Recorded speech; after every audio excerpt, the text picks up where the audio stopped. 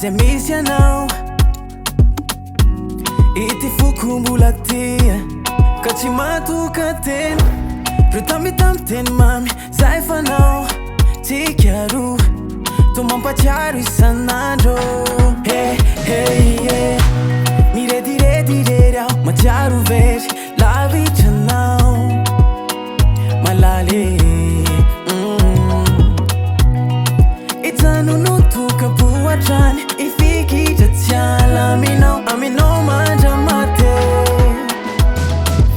zay rehetra tao atsiarovako anao raha tsisy anao malala